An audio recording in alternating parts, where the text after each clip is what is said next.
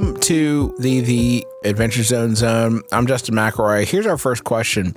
Justin, will you eat more goulash during episodes? And the answer is, dear listener, you got it. Okay, I will also say, though, Justin, it's 3:15 p.m. when we're recording. What meal slot are you hitting? Yeah, where are you at? Let me see. Let me check the clock on the wall. It's tea. And the little hand is pointing to goulash. Oh, okay. And the big hand is pointing to goulash. Welcome to the Maximum Fun Goulash Drive 2019. How much goulash can we get for the amount of money you donate? It's goulash.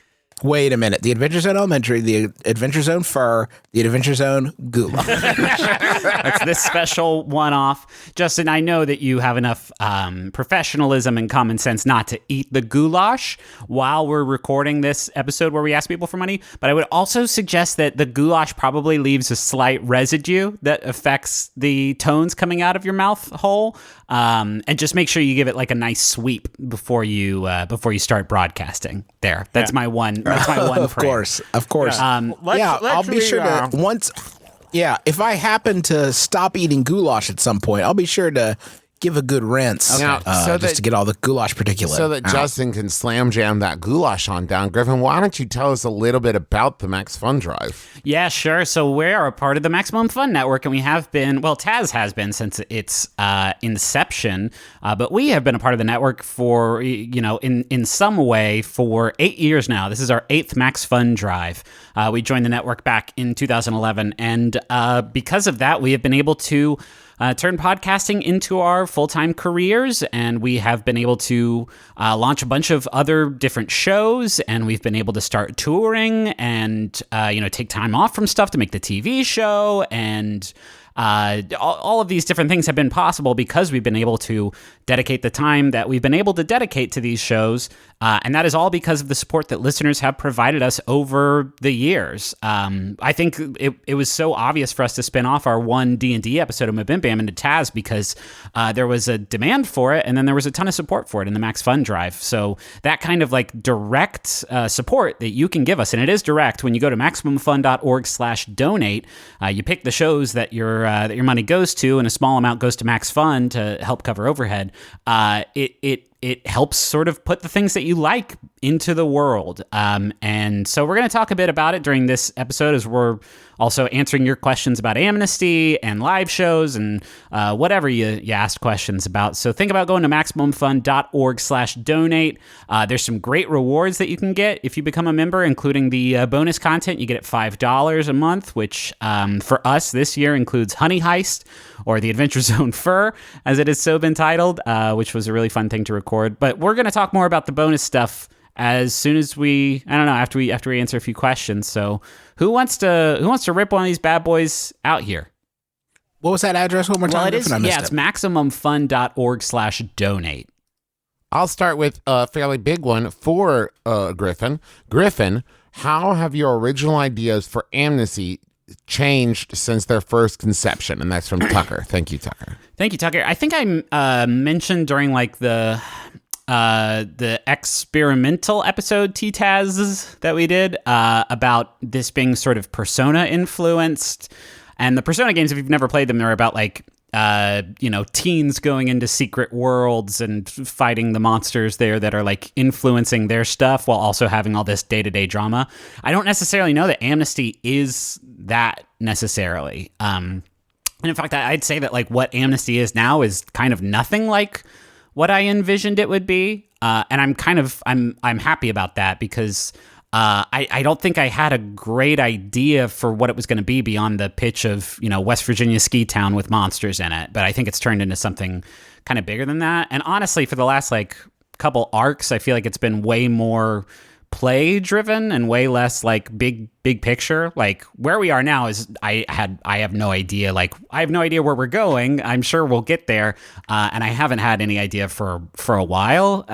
So it's less like that the world has changed out of what I thought it was going to be before we started playing, and more that like the way we are, doing storytelling has changed pretty drastically. Which I'd be curious to hear what the other three of you feel like, because it's definitely like a different way of making donuts than we did with Balance. It feels like. I think that connects to another question too, where Desperate DM asked, how do you write your notes for sessions, especially for parts where the players dictate how the game progresses? And I feel a lot like in Amnesty, we've had a lot more like where you have the monster and all of the elements of that and all the pieces, but then what happens within those scenes and how we get to that and stuff, you tend to leave that a lot more open to what we decide to do with the characters and the scenes than you did when we were doing balance. Yeah. And so it has been more of a lot more of like an open world kind of play, where we have like created what shop we go to, and a lot of the NPCs are based off of like scenes we want to do and that kind of thing. So it's been a pretty different experience compared to balance. Yeah, and I also think that the fact that we started doing it towards the end of balance, I'd say the last quarter of balance, but Amnesty really, really feels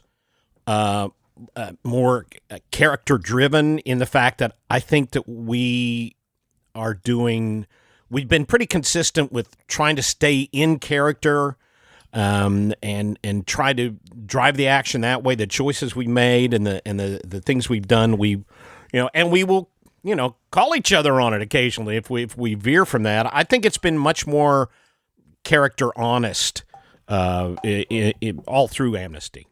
Which isn't to say that like the characters in balance were weak. No. That's what I mean. I'm talking more about the way we play. I think that we have embraced it from the get go with Amnesty, and it took us a while with balance. I think it's an interesting like case study, like an interesting comparison, because when we started doing balance, we had no idea who the characters were going to be, and then they turned into these characters that we all fell in love with by the end of it. And with Amnesty and really all the experimental arcs, we put in a lot more elbow grease ahead of time to try and like come up with who these characters were. And I still feel like it took us like a dozen episodes or more to like really start understanding who they were and start like having fun with them and start like knowing how they would react in all of these different situations. So I think we ended up kind of in the same place, even though I think we tried to put in a little bit more effort to inform who the characters were before we got started. But it's interesting. When we were creating characters, I'll speak for myself. When I was creating Taco for the Adventure Zone, a lot of the Taco things that made up Taco as a character came from a disinterest in any sort of like consistency or continuity. Like we were all very just kind of pulling it out of our asses when we started. And I think that actually made for more interesting characters.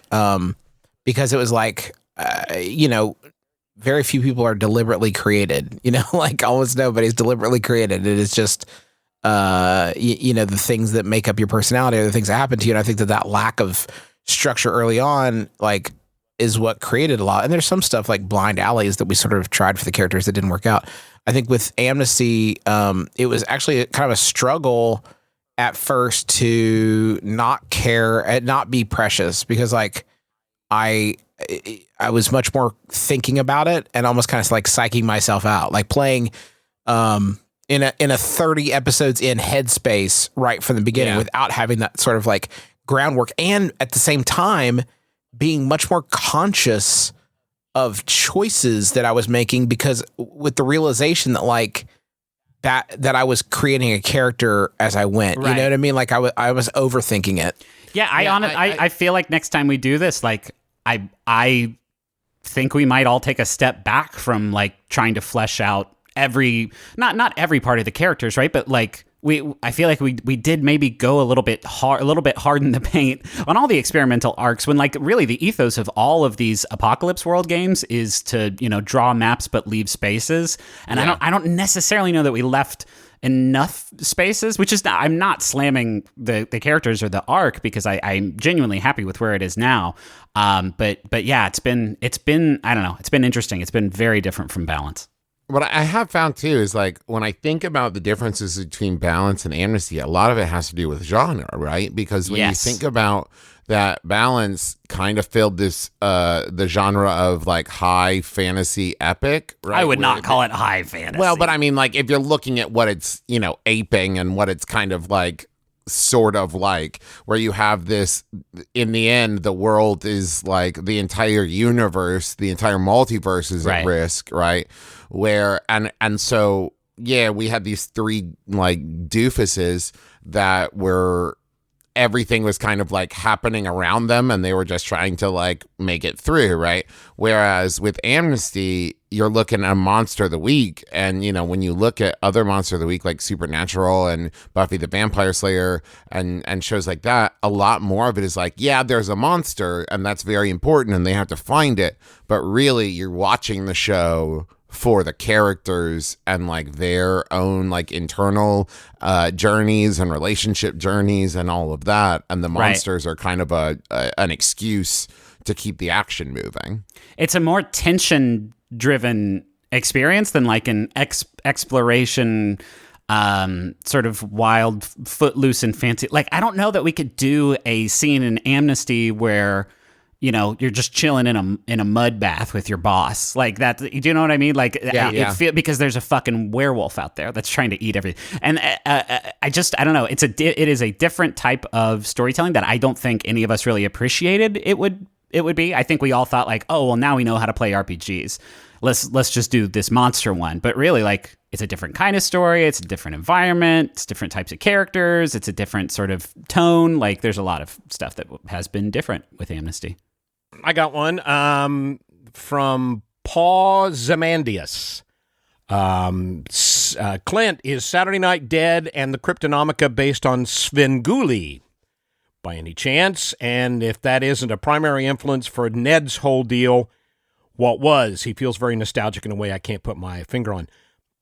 It's because the guy playing him is old, hence the nostalgia. What? No. Here's the thing. While Svengoolie is an example of... Can you explain what that is? Svengoolie is a monster movie host on... I'm trying to remember. I don't remember which network it's on, but he's still doing it today. It's... MeTV is the network Is it? now. Okay. Yeah. And it's in a long tradition of monster movie hosts like Zachary and Margus. Elvira, Vampira, who Elvira was a pastiche of. My favorite was Dr. Paul Bearer, not the one from wrestling.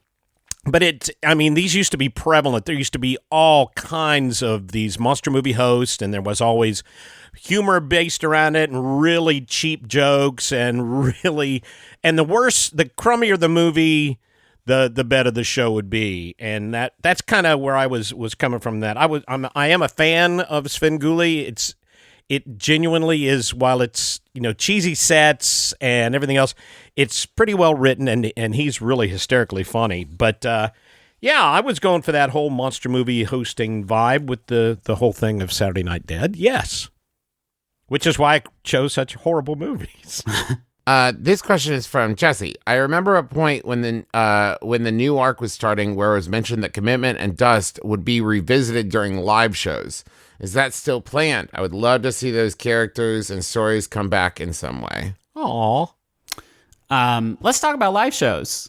Yeah. I know some of the questions have to do with live shows, which we've only been doing Balance for, and we've been doing them every other month, every other tour or so that we do. We do a Taz Balance. And did we say that we were going to do Live Commitment and Dust? I remember saying that we wanted to return to them in some way. I don't remember saying in a live environment, but maybe we did. That was such a long time ago now. Well, it's on the internet, Griffin, so it must be true. It probably is.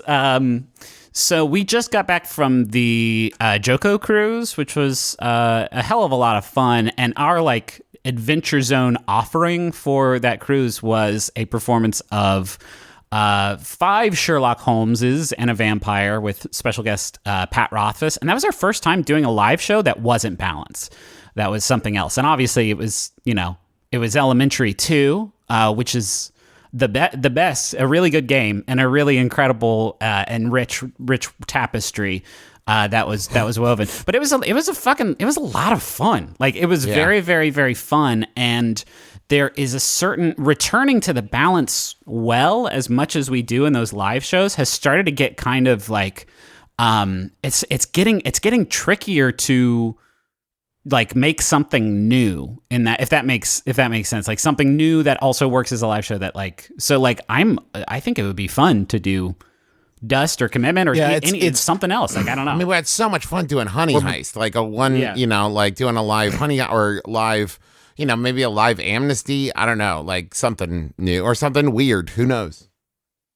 I mean, it's if we're being honest, right? There's no reason not to be like. Yeah, we can edit it. We can always edit our honesty out. I mean, part of it is like when you do a live show, you book a venue, right? And then that is predicated on selling a certain number of tickets. And if you don't sell those tickets, then you lose money on the thing, right? So there's definitely a concern that, like, I think a lot of people, or our suspicion at least, has been that a lot of people who come to those shows are coming to see the balanced characters, right? But so that's part of it, is like we would have to be really clear up front, that it was not a balanced show, but also it would have to be like, I don't know what, like we'd have to choose a venue, like guess how many seats. We don't have the data, right? Guess how many people would want to come. We have absolutely no idea. And that's really tough. It's really tough to do. And there is a sense that we loved the way the world ended in the podcast. We loved the way where we left the characters. And I mean, if we're being like super honest, there does start to come to a point, and I don't think we're quite there yet, but it comes to a point where you feel like you're a cover band, just like going out and playing. The like parts in Galaxy Quest where they're like opening up the car dealership. That's and maybe a little. Like, grab Thar's hammer. That's like I said, not there yet. Yes. I cast Zone of Truth. Yeah, and there's point on these deals. These deals can't be.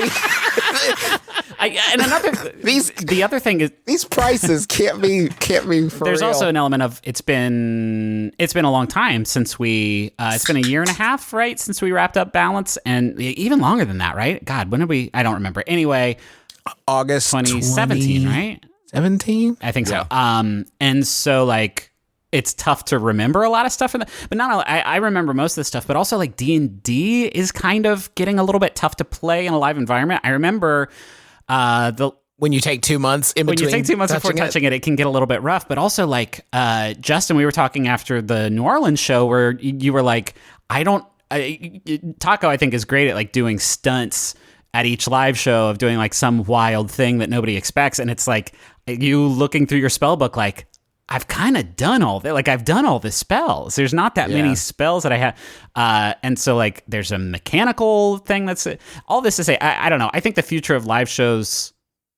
The reason we're talking about this so much is like, this is an extension of conversations like we have all the time. Because like, we don't want it to get stale. Like, if you're going to show up and show up and support us, like, we don't want to be like, okay, cool, we're gonna ramble off some character names that you like, and then I don't know, bye. We want it to be good. That's not what we're doing. Like that, I would not like sell any of the live shows we've done short by saying it's like that. But any step in that direction at all makes me super uncomfortable. And we want to stop doing those before we do the one where we're like, hey, we didn't do anything interesting. But at the same time, time, like the Joko Cruise show was super fun, and it was I think more humor driven than gameplay driven, obviously, because we were playing 5 Sherlock Holmeses and a vampire, but also like we made a new thing, and and the same with Honey Heist. Honey Heist is a game about bears trying to steal honey from Honeycon, and yet at the end of that, I was like, I feel good about the story we just told.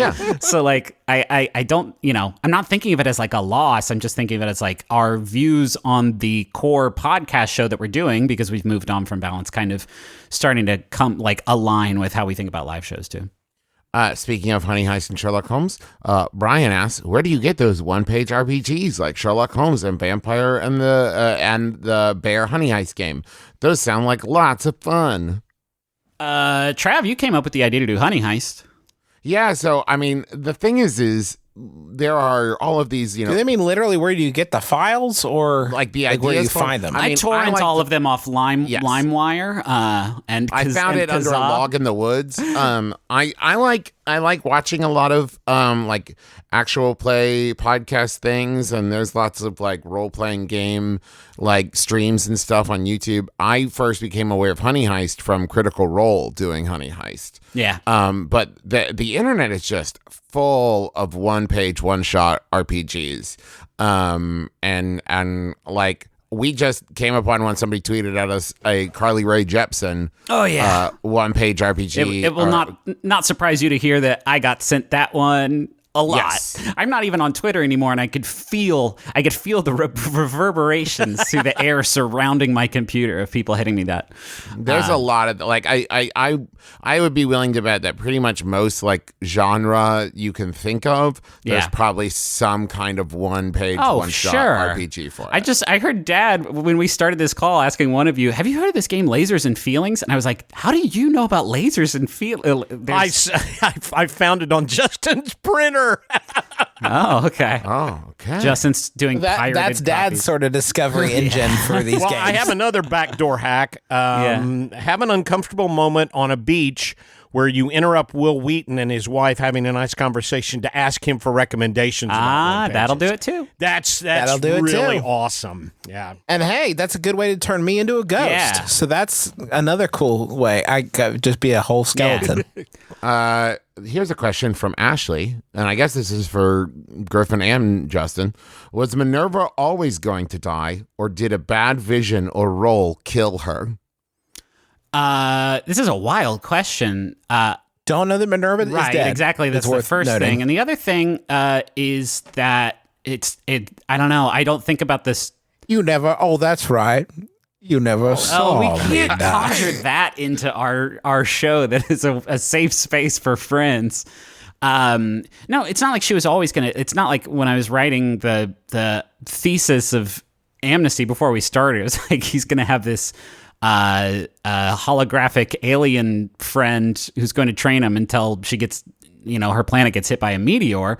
But like that was part of the bad vision role, right? And because of that, like I have to follow up with those hard rolls. I have to follow up with those hard moves when you guys fail, because that's like the big tool I have for shaping the story. If you think about it, like when you guys roll well, you're in charge of where the story goes. When you roll poorly, I'm in charge. And so like I can't just say like there's a meteor and then there's not a meteor. And then Yeah, but you wouldn't have done it if it broke. Because that's the thing people always asked about during Balance, too, is like a time when Justin and Travis and Clint broke the game. Like, that's not really how no, that's not RPGs like this work. the way that it went was Justin rolled this roll. I knew that the monster was going to be a thing that made bad things happen. And when I thought about it, when you failed, a very bad thing that could happen is a meteor strike, right? An asteroid hitting the planet. And then as like, I think after we finished that episode or so, I was like, oh, what about, if it's not your guys' planet that gets hit? This was not a thing that was always going to happen. These visions are like my favorite part of the game, trying to get to them, trying to like figure out a way to get to them, which is like, we have not even touched the vision that you had for the arc that we are currently in, where you saw Leo, dead in your arms in front of the telescope. And like, how do we get there? How do we get you guys there? Does that even happen? Is there a way for you to change what happens? Like can you change them now that you are not the chosen one necessarily anymore? Like, that shit I think is super cool. On that note, too, we had a lot of questions about that, about the change to the mundane playbook. Was that so basically people would like to know in general, is that something Justin expressed interest in and so it worked out that way? Or Justin, was it because of Minerva going away that you were like, oh, I'm going to do this? How did that decision come about? Yeah, which was the chicken and which was the egg? Man, I'm trying to remember. A lot of this stuff is so collaborative. I definitely mentioned to Griffin something about how we were going to handle Right. it. I don't remember. Griffin, do you remember how it actually So we happened? had talked, like, Duck's powers come through this, like, psychic tether or whatever that he had with Minerva through this wormhole in his brain from like across the galaxy or whatever, right? And so that was the source of his power. And so like when Minerva's point of contact with Duck got shut off, like I think Justin and I both were like, well, that's going to have some effect on Duck's powers. And I think we had a conversation about you wanting to adjust Duck's stats, like wanting to change his thing. Or when we were talking about how, that's what it was. When we were talking about leveling up Duck for the most recent like lunar interlude, you were trying to find some way to reflect the loss of power or something like that. And then like, I think I suggested like there's a whole character archetype. Oh, it was I wanted to, one of the upgrades is you can take something from the playbook. Yes. So you were looking at and I was like, I should take something from the mundane playbook. And you're like, well, here's a different thing we can do. Everything from the mundane playbook. And it's weird how that is probably one of the things that we've gotten like the most negative feedback on, and it's like one of my favorite things we've done. It's so like it's so much more interesting. Like why is that a negative? Like how many times have you heard that story of like the chosen one who finds his destiny? It's much more interesting to me someone who chooses their like finally embraces their destiny and then no longer has the powers that they were supposed to. That's cool. It's cool. It is not a lot I can do in any given situation, though. That's pretty chill. Welcome to being Magnus. That's fucking wicked not true, because you've used your power to convince somebody to do something to keep them safe from harm like 4 times in the last 2 episodes. True. Like it's the mundane does shit. Like the mundane has a role. You all can beat ass, right? Like even you as the mundane have beaten ass. But now you have this other thing that you can do. Let's take a second to talk about the MaxFunDrive. I love Daddy, it. why don't you go ahead and start telling us some of the donation levels. Again, if you hear this, the spirit moves you, MaximumFun.org/donate. Choose the level that works for you, and get these great rewards. Father. And that's a really important point. What works for you. Do what you can. But we do have some levels, some suggested levels. There's a $5 monthly membership. You get all this bonus content, exclusive bonus content, unless we've been hacked, which I don't think we have. I mean, we're talking over 100 hours of bonus episodes. 200. Well, across all the different shows, we don't have 200 hours of tasks. Yeah. But we do have Honey Heist. We have, by this point, hopefully we've hit 15,000 donors, although who knows, which means that Taz Elementary 2, which we did record on the Joko cruise, is going to be up in the feed. We have our episode we with did special guest Patrick Rothfuss. with Pat Rothfuss, and then we have the episode we did with Lynn. We have the first Taz Nights. Lynn Manuel Miranda. Lynn Anderson? Yeah. Oh, okay. Yeah. And yeah, just a bunch of EPs up on there. $10 monthly membership gets you the exclusive, the Drive exclusive enamel pin that Megan Lynn Cott did. My personal favorite is the Cryptonomica one. But you get that, and you get a MaxFun membership card and all the stuff from the $5 level. $20 monthly membership. This is cool. It's a beautiful 550-piece Maximum Fun puzzle. Jeffrey Tice designed it specifically for MaxFun monthly members. And it's let's face it, you're listening to a podcast, you got to do something with your hands. Hopefully you're not driving. But putting together this jigsaw puzzle would be a great thing to do. And of course, we cannot stress enough, don't put together a jigsaw puzzle while you drive. Don't jigsaw and drive. I know it's tempting. I know it is. 35 and of course you get all the things from the previous level. $35 monthly membership, you get this incredible glass coffee mug engraved with the Max Fun Rocket logo. It's safe to microwave. You can't say that about your pewter mugs, your iron mugs, your magnesium your tinfoil mugs. Your tinfoil mugs, you cannot say that. Your mugs made out of grape meat. That's we don't have to do the higher tier ones right now, but what else do you need? There are higher tiers. There are, yeah. But that's and you get all that great stuff, a lot of great content, a lot of really cool stuff to impress your friends and neighbors with, and we urge you, do what you can, take a look at those levels, listen to what I say, and keep me from having to go back to having a real job. Yeah, and that includes new and upgrading donors. So right. If you like maybe you've been at $5 for a while or $10 for a while or whatever, and maybe, you started listening to more shows on the network, or they've become even more important to you or whatever, and you're wanting to up those donations. If you up your donations, you are also then eligible to get the reward gifts that we've just listed. So if you've been considering upgrading, now's the time to do it. MaxFunFund.org/donate. Should we get back into the questions? Yeah, we had a question here Yes. that was from Chase about when making or playing an arc or a one-off for a live show, how do you go about timing it out? Yeah, it sucks shit. It sucks. We had ourselves a talk after the New Orleans show because you all kept thinking that the first act, we've started doing intermission in the middle so we can take potty breaks, and you all kept thinking the first act was over when it wasn't, and so you were like, all right, call it, let's go backstage and eat dinner. And I was like, no, I had a button. So I try to have a button, and then sometimes we don't get there. Sometimes we go 15 minutes over the first act, and then the second act is like 15 minutes long. It is always that question of, and I think we're erring more towards the side of like, when we started, Griffin was very hinty about what was in the arc. Like, I don't know, like I think when we did the wrestling one, I think you just told us like think wrestling. And now I think we are a little bit more explicit about what the beats are going to be.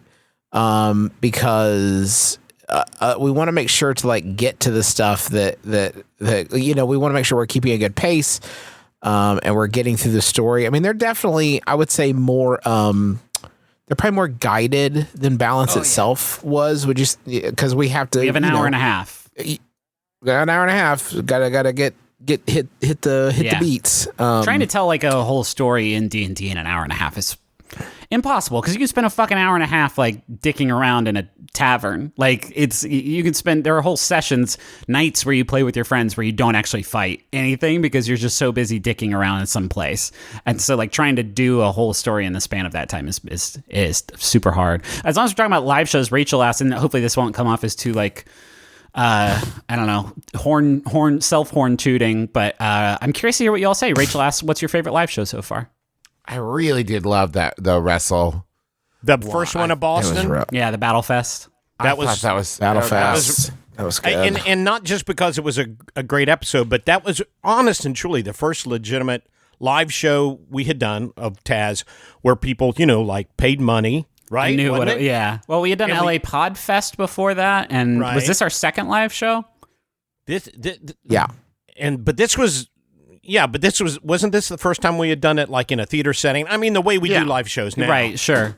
And when honest to gosh, the reaction, it's why I always refer to the Wilbur as our home theater, because that was like nothing I'd ever experienced before. And just the reaction of the crowd and the energy that was going on, that was just a blast. That for me, that was a real touchstone. I would say contender for me though is the most recent Candle Night special we did with the Home Alone sequence and the Jingle All the Way stuff, and I like that one too. I really liked the Dracula one. Oh yeah, that we just did, because I thought it was a good pacing, and like, because that's the thing is what you've gotten really good at as far as timing out things is like saying, okay, I know where we're gonna start, I know where I want to be by the act break, and I know where I want to be by the end of it. But I'm going to leave plenty of room for you guys to just like, dick around. Sure. And so like, it was just a lot of, plus I just always like when you do the Dracula voice. It makes me really happy. Thank you. The Casino Heist probably for me. It was a fun one. Stealing $15 from Greg Gamaldus.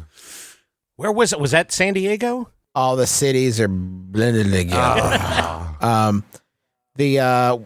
Someone said, I know it's a bit early to ask. Here's a quickie. I know it's a bit early to ask, but I was wondering if y'all have any plans for what the next arc would be, and that's from Sawyer. And the answer is no. I have an idea for one that I was telling Justin, Griffin, and Dad before we started. I think it's time for me to finally Oh my God. take the throne. Oh my God. Take control. I've had so much fun in my rudimentary preparation of elementary. I don't know. I think it would be fun to do one at this point. Oh yeah. I think it would be fun. I think I'd like to do one, but Travis has a really good idea, and I'd probably when the rubber meets the road, as it were. I'll be by the time we finish Amnesty, I'll be in my twilight years. That's true. And I may just want to sit back and rest on my laurels. I'm hoping to finish Amnesty in 2019, so hopefully that's not true. I'm 38, so Yeah, oh my also. gosh. Wait, what are your plans, I miss Dad? Yeah. Skydiving, hard. baby. No, I have Rocky Mountain climbing, going 2.7 seconds on a bull. I have an idea for a really You silly arc. fucking that just sung a part, But it wasn't the right. It was like you're right. dying, and he got the right thing. Yeah. Said it wrong. Well, I guess great minds don't think alike. Well, let me ask you this: are we going to? This shows you how not involved with planning I am. So, what about going back and doing experimental arcs again? Are we? I mean, Man, I don't know. Our listener numbers tank so hard after Balance, and like they really went to toity, and we're starting to. And I don't think it's because of the arcs were bad. It's just like, imagine if you were watching Lost, right? And then they had a whole different bunch of people. Yeah. Yeah, imagine you're watching Lost, and then after the finale, and it's like, and that's what it was all about. The next time you showed up, they were all doctors, and it's like, and they were wearing different wigs and stuff, and it's like, okay, wait a minute, And then there also was a caption at the bottom of the screen that just said, "Don't get used to this. It's gone in 2 episodes." Yeah. Soon. You're right. Don't try getting connected to this. So maybe we could, like when we were talking about the one-offs and the bonus content stuff. Maybe that's the future for these one-off games, and maybe these shorter things might be for live shows or for the that's bonus content.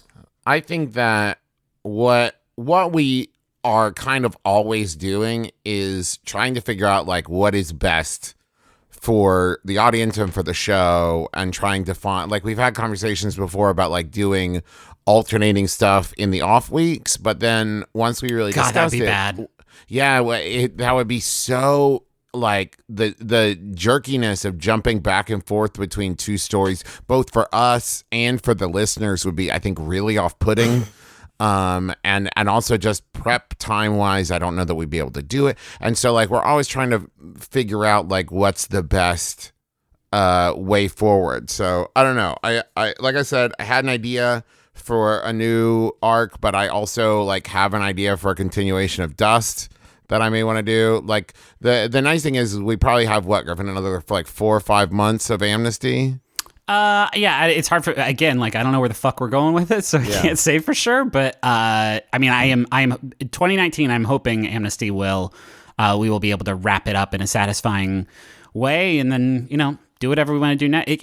We keep saying the word experimental arcs. Like, I would be happy to just do some of these like one-page one shots, and maybe that's like literally, maybe we're talking semantics at that point, but I don't know. I think we were all so antsy to start season 2 after or in the middle of Dust, and I don't know that I would feel that way again after we finished Amnesty. Like, I don't think I would be fine with not starting season 3 until we were like, really, really sure we had like explored all these different options and built something that we could really, really expound on, which isn't to say Amnesty isn't that, but I wouldn't feel necessarily the rush I felt between seasons 1 and 2. I've got one I'd like us all to address, because I think it's a specific question, but I think it's kind of a broad issue that comes up quite a bit from Ricky. When you guys did the scene meeting, Indrid, did you have to like work out what you were going to say beforehand and then do it? Because that's where it was like Indrid was speaking at the same time as the characters, right?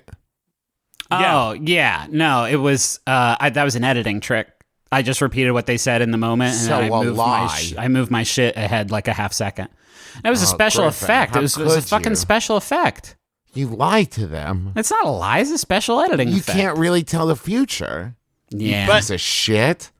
But also, I think that kind of brings up the fact that, we don't prepare chunks of dialogue ahead of time. We don't prepare anything. We don't know what's. I mean, and we've said it before in previous TTAZZs, but I think it's really important to stress again.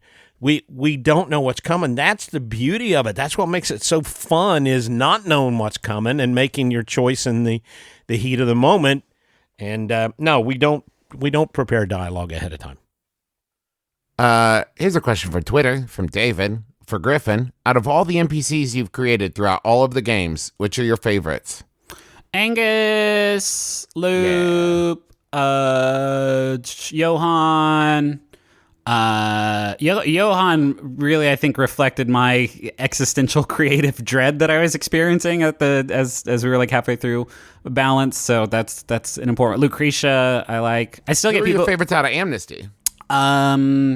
I like the sheriff a lot. I feel like that's somebody who has interesting motivations for me, and I like Hollis and Billy the Goat. Billy the Goat is extremely fun, and Indrid is a really fun NPC. Yeah. We haven't seen the last of Indrid, but that was a fun, like, a character who can see the future is like an interesting challenge of trying to make that not like mechanically broken. That's just a few. Here's one from Sydney who asks, the Amnesty campaign has felt more dark and perilous than Balance, especially since the death at the end of the last episode. Who? Yeah, I mean, Deputy spoiler. Dewey. Yeah, but Deputy Dewey. But he's not. He turned into a ghost. He's not. He's not dead in the traditional sense. How intentional is this on Griffin's part? Is this affecting how Justin, Travis, and Clint are playing and making choices for their characters? It's funny. We, for some reason, the stakes have been high for us since the beginning. It's because I think it's because what we talked about with it being much more grounded. Yeah. It has not felt like the kind of thing where we're just going to randomly kill somebody. And it's like, I think because it's in the real world, I guess as real as, a realer world where like there are cops who will arrest you and take you to jail if you do a crime. And I think that has like permeated through. Do you think it's darker? Do you think Amnesty is darker? Oh, yeah, for sure. I think so, but once again, I think that's a genre thing, right? Of like, but the body count is so much higher on average for Balance. But when you talk about for Amnesty, right? Some of the bodies are like, that was my brother, right? Like that they seem because it's a like specific town. When you think about like a Monster of the Week kind of procedural show, right?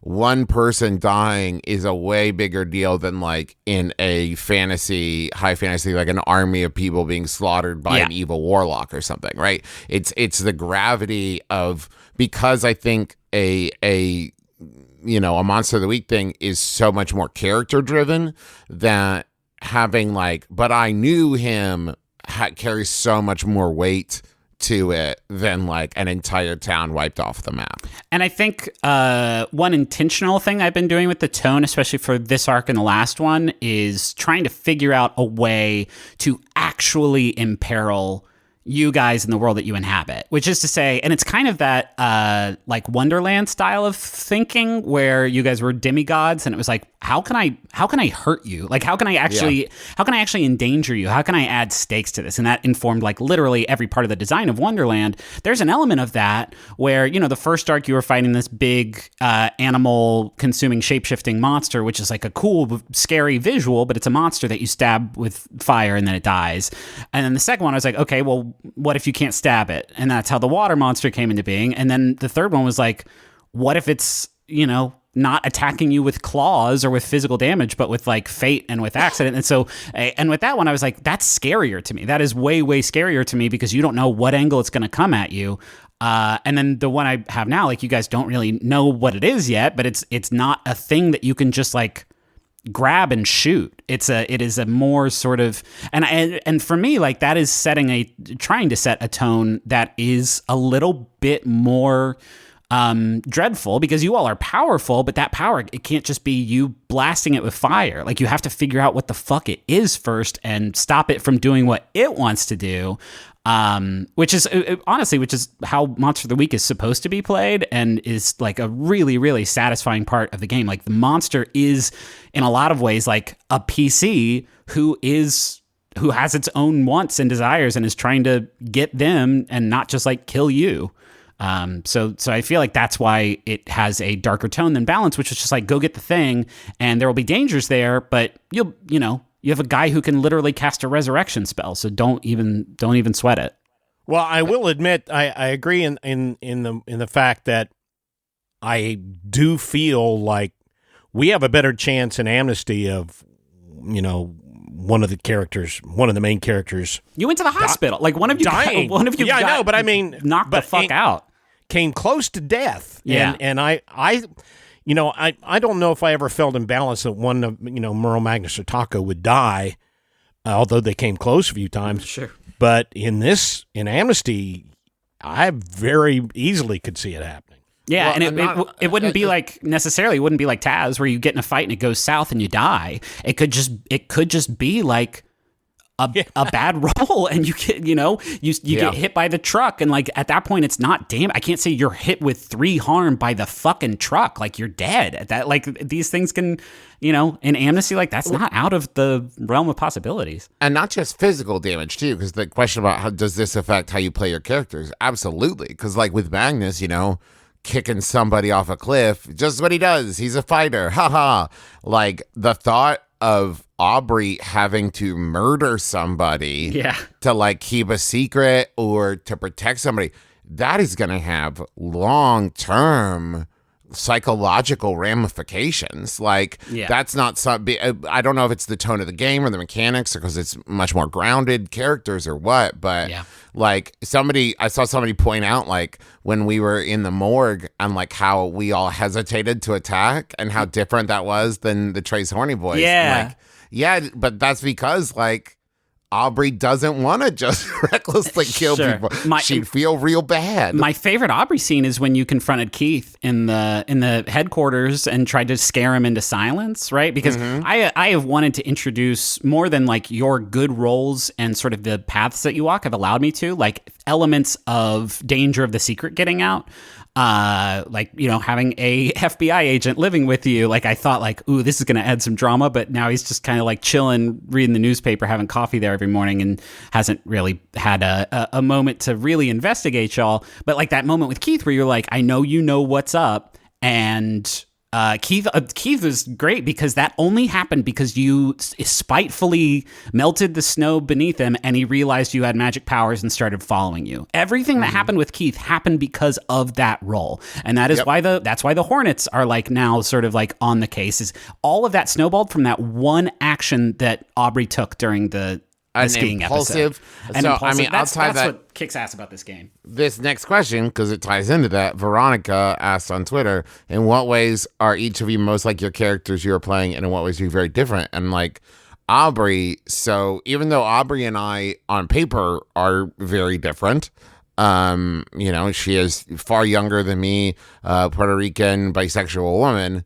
But at the same time, like, at our cores, we're very, very similar. Like, Aubrey has ADD, I have ADD, very impulsive, like, confident and nervous in weird, specific, different ways. But, like, one of my favorite things is, like, where with Magnus, I played Magnus impulsive, but in a very, like, foolhardy, heroic impulse. With Aubrey, it's a lot more, like, honestly, kind of like impulse control issue almost, of like, when Aubrey gets annoyed at somebody or angry at somebody or whatever, or even just like happy, I let her be a little looser in her decision-making process, and it leads to some pretty bonkers outcomes. Yeah. Speaking of which, I can't believe after so many the Adventure Zone zones of me like complaining about people worrying about Steven the goldfish, I then gave myself another pet that people are always worried about. You then Dog forgot got Harris you had. Bonkers is always fine. Yeah, okay. He will always be fine. Anytime you don't see him, he's with Danny. He's perfectly happy. He's great. Well Yeah, he's fed. well fed. Organic carrots. Hey, He's Juice. sleeping so much. Juice, what about you and Duck? What about him? How are, Duck, young Duck is more based on. I didn't actually have a youth as cool as Ducks, but sometimes I would like hang out with cool people, and it seems like that's what they were doing. Like a lot of like Tony Hawk and the skateboarding stuff was not my childhood. It was but it's Tony like Hawk's. sort of kind of like based on cool people that I knew later, and like kind of how they. You remember, the bit Waiting for Guffin, where Eugene Levy says, "I was not the class clown, but I sat next to him and I studied him." And I picked up a few things that made people happy. So that's pretty much like Duck. Honestly, a lot of what Duck is kind of me making a lot of opposite choices from Taco, right? If you look at it like very bad at lying, like very bad at any sort of subterfuge. The very bad at lying thing, by the way, just since we're speaking a whole episode out of character, is one of my favorite It's very good. things about. No, I think as a- about all of Amnesty. It might be my favorite like element. Thank you. It is what I would say to people who do like role playing, it is one of the things where if something were sometimes it's worth it to make a hard choice like that. Like those hard lines you can draw are a real comfort when you're role playing. It's like doubly so if you're creating entertainment as you're role playing, but like it's nice to have things that you know how you are going to react to. Like it gets you into a kind of a groove where it's like, okay, well, I know one of the things I know about this character for a fact is that they're bad about lying, and you have to discover those things. They usually don't work, I think, if it's predetermined, but it's so nice when you find them because it really helps to help a character sort of take shape. it's sort of like conflict. Nobody wants conflict, but everybody wants conflict in their stories, so they'll be interesting. I can remember a time where, you reminded me that, that Ned would not be courageous in a certain point. And it was one of the key points for me in developing Ned because, you have the tendency to say, well, of course he does the most heroic thing. Right. No, it's much more interesting if they're a hero, yeah. But if they're not a hero, it's much more interesting if they don't make the heroic choice. And I'm glad that happened because like you didn't want to jump in the water whenever the hot springs got like monster-fied and was choking out Jake Cool Ice. And so you're like, nah, I'm good over here. But then at the very end of that arc, like you were the one who was like, okay, and jumped into like the huge water monster like towering form to like finish the fight, Spartan. That was like, and that's a neat sort of juxtaposition. Yeah. I will say that's one of the like big differences that I'm trying really hard, and I promise to be more conservative with using the luck stuff from now on, because it's really hard for me to let Aubrey fuck up. Like, I want her to succeed, and because that was. It's someone you're like, oh yeah, I can save this person's life if I roll well. And then it's really hard to be like, oh, but I fucked up and they'll die because I fucked up. And then I have to remember it's a game and it's totally okay. Well, and my favorite stuff that's happened, I feel like came out of failures from y'all because that is where the story can pivot. And yeah. Some Shale on Twitter asks, what happened to Pigeon? That's a great question. I introduced this character and then you guys told her what was up and then she helped you fight the water monster and then we have not seen Pigeon. And I've thought of like ways I could try and shoehorn her back into the story, but really like I don't that would feel very inorganic to me. But like there's this person who works for the city who like I kind of thought that would be a contact, to use I guess like RPG terminology, of like somebody who works for the city who can like do stuff for y'all, who's also on your side, would come about. But like it is tough for me. You all live in the same town, right? And the setting is smaller, but you all don't work in the same floating headquarters, and so it was easier for me and Balance to just be like, and Carrie and Killian are there, and Robbie's there, but like I can't just be like Pigeon is there because she doesn't have a reason to. What's so she's got funny a about job. that? It's so ironic because once again, it really fits the Monster of the Week genre, because I've been watching a lot more in like Supernatural and stuff, and like sometimes you just can't get the 55 actor minutes. again. We made it 55 minutes. Unbelievable. Sometimes He actually mentioned it earlier. Holy shit. Sometimes the actor's working on a different show and you can't get him that week, so Pigeon's just not there. It's like there's a lot of moments in like Monster of the Week shows where it's like, well, it's been 3 seasons and we haven't heard from. Oh, he's back. Okay, cool. That will happen. We'll book Pigeon, the actor who plays Pigeon, for. I want another Pigeon to episode. come. I'm. If y'all don't get to Pigeon soon, I am gonna. She's gonna parachute in from the sky.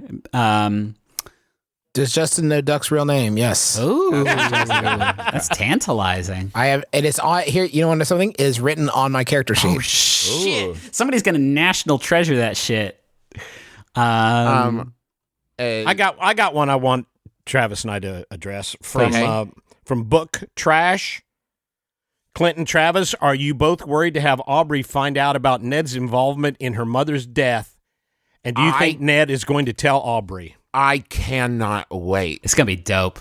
Like, that is something that, if I remember correctly, during like character creation, we like thought of like that there is some unknown connection between Ned and Aubrey, like that, and like Griffin then kind of took that and ran with it and stuff. But like every time No. Hey, wait, no. I did not decide that Ned is the one that stole the pendant. Oh, you're from right. Aubrey. Was that me? Yeah, I don't know who it was, but that is a huge fucking thing that is formative to like the origins of this game. That was not me saying like, Oh, no. He He didn't run with that part. I think It was Dad me. and I. Yeah, I think Dad is the one that came up with the theft of. And of I your came up thing. with the necklace, I think was it. It's like Yeah, that Aubrey yeah. had a necklace and that Ned had robbed it. And then we gave that to Griffin. And what I meant was he wove it into the story. Right, and it has right. come up organically throughout that. Because that was the thing, is like, this is another reason to have a really solid DM like Griffin, is if it had been up to me,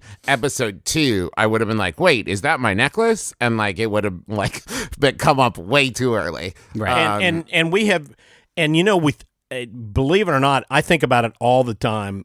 But it's a big moment, and there have been moments where I thought, man, maybe this is where it's going to happen. I know one where well, you're right, Trev. Ned was ready to blurt it out when he came out of the coma. Yeah. But it wasn't the right time. It's a big moment, and Ned's not and I brave. am worried about it. I am Yeah. worried about it. It's going to screw things up, I think. Yeah, it's gonna be rough. I'm looking forward to it though, because one of the I'll say, not to fault them because every game is different. One of the weaknesses, I think, of Monster of the Week, it does not have a lot of inbuilt like moments for character connection.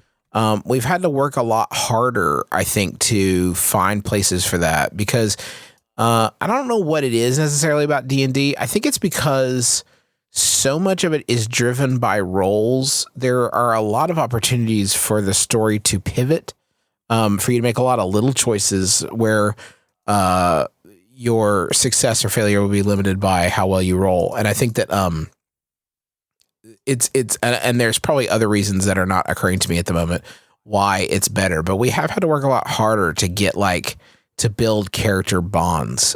It's a lot more directed toward, I think that's part of the mystery genre, right? If you think about mysteries, they're very rarely about character growth. They're much more plot focused. It's just a tone thing. Like, I feel like more than anything else, it's just a tone thing, which is like not. I don't think that's a knock against the game or the genre, but like, I said it earlier. Like, there's no time for love, Dr. Jones. Like you all are in a constantly precarious situation. And so I do think for whatever reason, like for me, I don't think that's a game thing. I think it's just the story that we are telling is Balance was all about these literal bonds. Like that was the whole thing.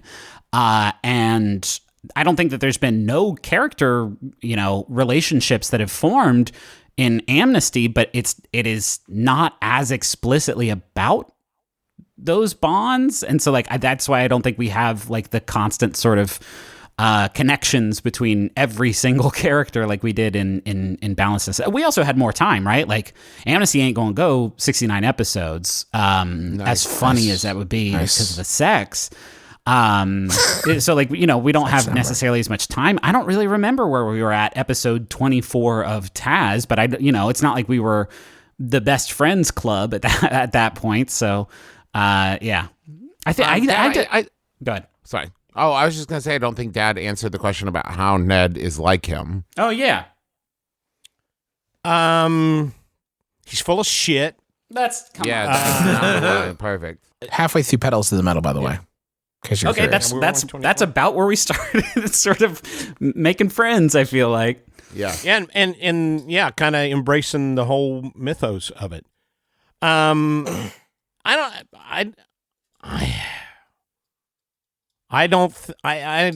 don't know if Ned is much like me. I think that Ned, I'm under some situations I can be kind of gregarious and like I said, full of shit.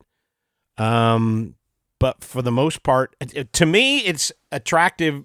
I like playing characters that aren't like me, and I don't know if Ned is like me very much at all. I thought that it was funny because with Merle was like me in the fact that he was he was really terrible at what he was doing, which reflected me being really terrible at D&D when we started.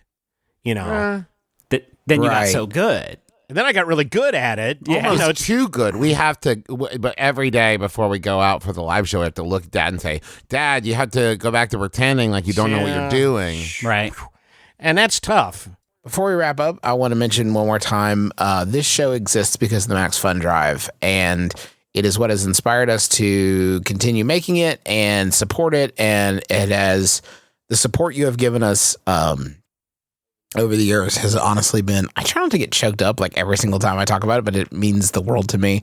And the fact that so many people think our show is worth kicking a few bucks to, like, honestly is such it fills me with a lot of pride.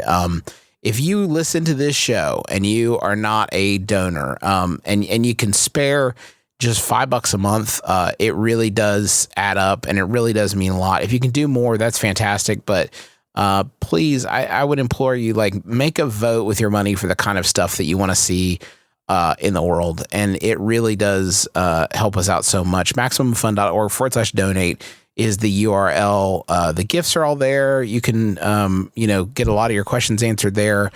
On Twitter, you can do @MaxFunHQ, and they can answer questions too if you have more. But if you can, don't wait. This is our last sort of shot.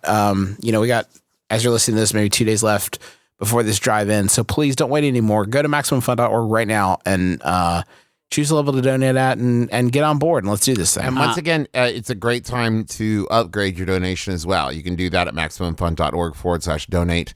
And if you're already a donor and you can't upgrade, take to Twitter, take to social media and tell people like, hey, there's, time's running out.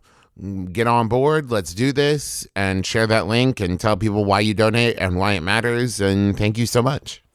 Quick programming note. Next week's episode, we are pushing a week, so we will have episodes 2 weeks in a row when we come back, but we are about to go on tour. We're going to be in San Jose, doing Taz on Tuesday the 2nd, and Mabimbam on Wednesday the 3rd, and then Salt Lake City on Thursday the 4th. I'm not exactly sure what we still have tickets for, so we'll be gone like all next week. And If you go to McElroy.family and click on tours, I think there's still tickets for all those, but not many. So yeah, we are pushing next week's episode to the following week. So the next Amnesty episode will be up on April 11th, and then we'll have one up the week after that too. And if you do not know the way to San Jose, check with Burt Bacharach. Okay. Yes. Thank you, Mac. I think that's it. Thank you all so much for your questions and for continuing to listen to our show. And I hope you stick with it and support us at MaximumFun.org/donate. And what else? Is that it? And as we always say, now it's your turn to adventure. Hero. Do we? As we've already said, that. you are now leaving the zone of adventure that is it here. Get in the zone. Adventure, it turns out, was in you. The zone of the adventure zone. Yeah. You're going AZ at Adventure Zone. Discover what you can do on your own.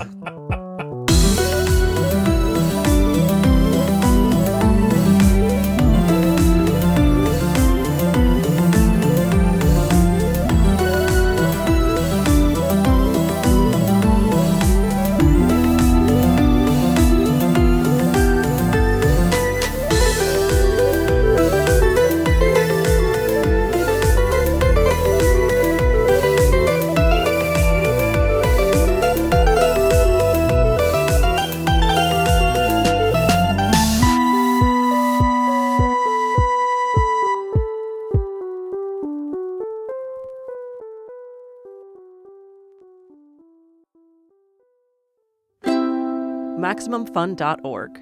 Comedy and culture. Artist owned, audience supported.